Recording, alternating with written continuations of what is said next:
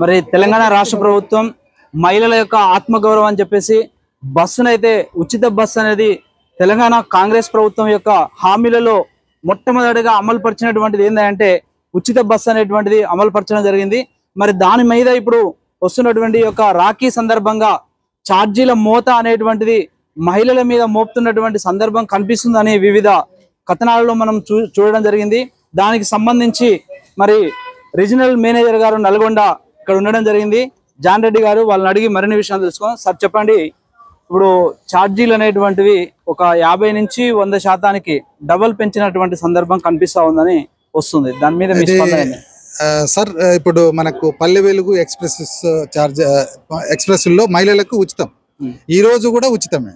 So only fare paid passengers కి మనం అదనపు బస్సుల్లో మాత్రమే 30% బేసిక్ ఫేర్ లో మనము పెంచి వసూలు చేయడం జరుగుతుంది. మహిళలకి అదనంగా మోపేది ఏమి లేదు. ఈ రోజు పల్లె వెలుగు బస్సుల్లో, ఎక్స్ప్రెస్ బస్సుల్లో ఈ రోజు వాళ్ళకు ఉచితమే, ప్రతిరోజు కూడా ఉచితమే. వాళ్ళకి ప్రత్యేకంగా వాళ్ళకి ఛార్జీలు వసూలు చేసేది ఏమి లేదు.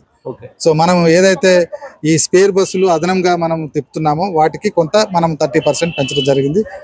ఆ బస్సులో ట్రావెల్ చేసే సాధారణంగా మిర్యాలగూడ నుంచి నల్గొండ నుంచి మిర్యాలగూడకి 50 రూపాయలు ఉంటే దాన్ని 100 రూపాయలు చేసి అది డబల్ అనేది కాదండి, అది 30% బేసిక్ ఫేర్ లో మనం పెంచడం జరుగుతుంది.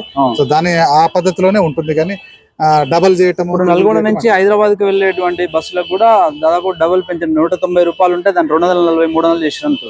190 ఉంటే 260 రూపాయలు ఉందనుకుంటా, నాకు కూడా ఎగ్జాక్ట్ గా ఐడియా లేదు. అది ఓన్లీ 30% బేసిక్ ఫేర్ లో పెంచడం జరుగుతుంది. ఓకే, అంటే ఇప్పుడు ఫెస్టివల్ సందర్భంగా పెంచుతుంటారా? జనరల్ గా మనం సంక్రాంతి ప్లస్ ఫెస్టివల్స్ అప్పుడు వన్ డైరెక్షన్ లోనే ఉంటుంది, ఒక డైరెక్షన్ అంతా కూడా ఖాళీగా బస్సులు వస్తూ ఉంటాయి. కాబట్టి మనం ఆ క్రమంలోనే కొంత 30% పెంచడం జరిగింది. ఈ రోజు మా సిబ్బంది ఈవెన్ రాఖీ పండుగ చేసుకోకుండా కూడా అందరూ ఉద్యోగాలకు వచ్చి స్పేర్ బస్సులతో సహా సో అందరినీ మరి వాళ్ళ పండుగలకి వారి అక్క చెల్లెల దగ్గరికి వెళ్ళే ప్రయత్నం మేము చేస్తా ఉన్నాం. ఈ రోజు గ్యారేజ్ లో చూసినట్టయితే ఆల్మోస్ట్ అన్ని బస్సులు కూడా మనం తిప్పి మా సిబ్బంది కూడా డబుల్ డ్యూటీలు చేస్తా ఉన్నారు. ప్లస్ ఈవెన్ లేడీ కండక్టర్స్ కూడా వచ్చి వాళ్ళు ఉద్యోగాలు చేయడం జరుగుతుంది. సార్, ఇంకోటి డ్యూటీ పరంగా ఓకే పర్వాలేదు, బాగానే ఉంది. కానీ ఛార్జీల మోత అనేటువంటి దాని మీదనే ఇంకో విషయం ఏంటంటే ఈ యొక్క డిలక్స్లు అంటే నార్మల్ గా ఫ్రీగా ఉండే బస్సులను తగ్గించి ఛార్జీలు పెంచేటువంటి బస్సులను ఎక్కువ వేసి తిప్పుతురు. గవర్నమెంట్ కి ఆదాయం రావాలని చెప్పేసి ఈ విధంగా అంటే పేదలకు, మహిళలకి ఉచితంగా ఇవ్వాల్సినటువంటి యొక్క స్కీమ్ ని ఎందుకు ఈ విధంగా ఇప్పుడు మనకు జనరల్ గా 100 షెడ్యూల్స్ ఉన్నాయంటే ఒక 5-6 బస్సులు స్పేర్ ఉంటాయి. కొత్తగా ఆ రోజు పల్లె వెలుగునే డీలక్స్ ఏం చేయలేము, ఉన్న బస్సులే తిరుగుతుంటాయి. సో మనకు డీలక్స్ లాంగ్ రూట్లలో మనం ఏదైతే అదనంగా పెట్టామో వాటిలలో వసూలు చేయటమే జరుగుతుంది. కానీ మన ప్రయాణికులు ఏమని చెప్తున్నారంటే ఇక్కడ ఉన్నటువంటి ఈ బస్సెస్ రాకుండా అన్ని కూడా డీలక్స్ లో వైపు మళ్ళిస్తారు. సాధారణంగా ఉచితంగా ఆధార్ కార్డు మీద పోయేటువంటి మహిళలు వాళ్ళకు బస్సులు లేక నిలబడి అవన్నీ తిప్పడం జరుగుతుంది. ఎక్స్ప్రెస్ లేన్ ఉన్నాయి, అవన్నీ తిప్పడం జరుగుతుంది. డీలక్స్లు, సూపర్ లగ్జరీలు కూడా ఎన్ని ఉంటే అన్ని బస్సులు, గ్యారేజీలో ఒక బస్సు లేకుండా అన్ని కూడా బస్సులు తిప్పడం జరుగుతుంది. ప్రత్యేకంగా మనం ఏదో తీసుకొచ్చి ఈ రోజుకి మనం ఏది ఎక్స్ప్రెస్ పల్లె వెలుగు కాకుండా డీలక్స్లు మనం తిప్పే అవకాశం ఏమి లేదు. డీలక్స్లు అన్ని తిరుగుతున్నాయి, అదేవిధంగా పల్లె వెలుగు ఎక్స్ప్రెస్లు కూడా అన్ని తిరుగుతున్నాయి.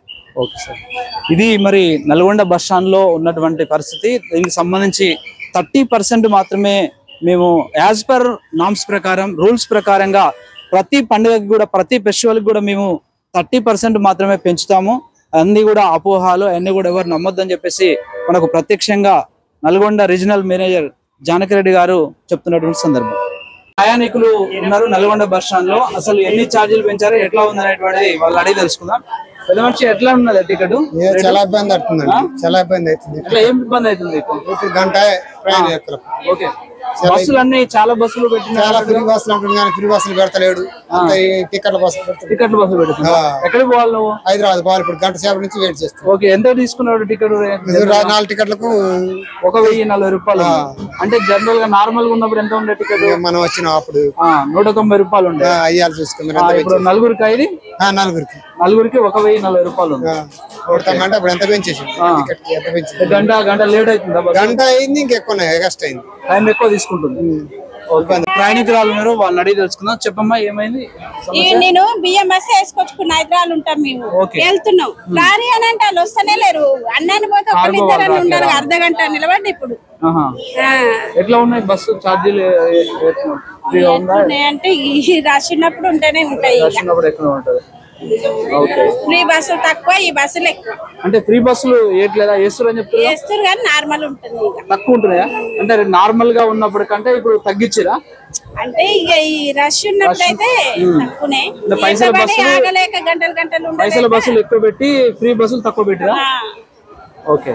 నల్గొండ బస్ స్టాండ్ లో ఉన్నటువంటి ప్రయాణికులకి బస్ ఛార్జీలు అనేటువంటివి ఏ విధమైనటువంటి ఛార్జీలు పెంచలేదు. కేవలం మాకున్నటువంటి గైడ్ లైన్స్ ప్రకారంగా 30% మాత్రమే సెస్ ఛార్జ్ అనేటువంటిది పెంచడం జరిగింది. అది కూడా ఫంక్షన్స్ టైంలో మాత్రమే.